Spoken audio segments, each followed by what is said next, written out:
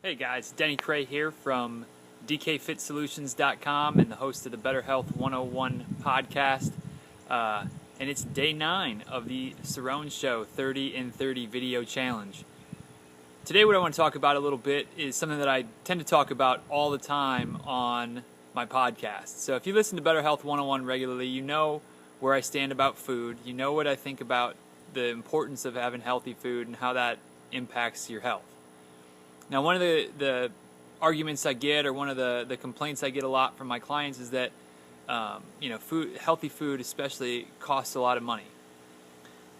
Now, I have arguments against that. I understand what they're saying. I mean, I'm not stupid. I know that organic food costs a little bit more than non-organic food. But the easiest solution, the easiest thing you can do to help combat some of those costs is to grow some of your own food. So I'm going to give you a little tour around my little miniature garden today and show you just how little land you need to actually grow a decent amount of food to help feed you and your family with some really healthy, natural, organic ingredients. All right. So stepping outside, got a kiwi vine that hasn't produced any fruit yet, but hopefully this year it will. I actually need to build out a little bit better of a trellis for it, something that offers a little bit more support, and that may help it to grow. And right below that, we've got some onions growing and some broccoli and Brussels sprouts. Looking across on the other side, we've got lots of tomatoes growing. Well, tomato plants growing. Hopefully there'll be some actual tomatoes pretty soon. And then there's a patch of carrots that just looks like a tangled mess, but there's a lot of carrots in there, and I've actually been juicing with them a lot this month. On the far side, you can't quite see it, but there's an eggplant. And then there's some herbs and some little things that are right down here in this area. On the other side of the tomatoes, we've got some more Brussels sprouts growing, and I'm starting to think that maybe growing Brussels sprouts in Florida isn't a very viable option. It's the second or third year I've tried them, and I've really never gotten much out of them. So this may be the last year for the Brussels sprouts. But then continuing along this way, got the potatoes are in the ground. And they'll be ready to harvest kind of as the heat of summer starts to get here a little bit.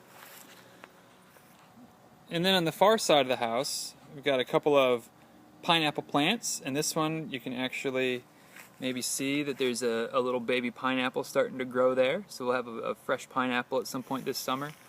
Its partner over here doesn't seem to have a fruit growing this year, or at least not yet. But I've got a couple other pineapple plants, and again, this one's got something growing on it, and the fourth one I don't think does. And then the last part of my edible landscape is down along the side of the house. I've got some blueberry vines or some blueberry bushes growing. A couple of them died, but a couple of them are still going all right, and won't have a huge crop this year, but allows for a little bit of snacking as you step outside and get some fresh, healthy blueberries. So I know not everybody has any land at all to grow on, and I get that, and that is a problem.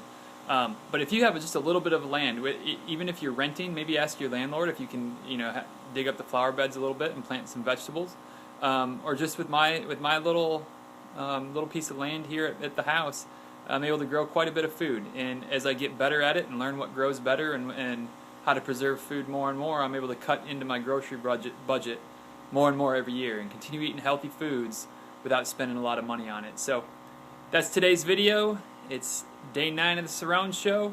Hope everybody else is having a great day, and see you guys tomorrow. See you.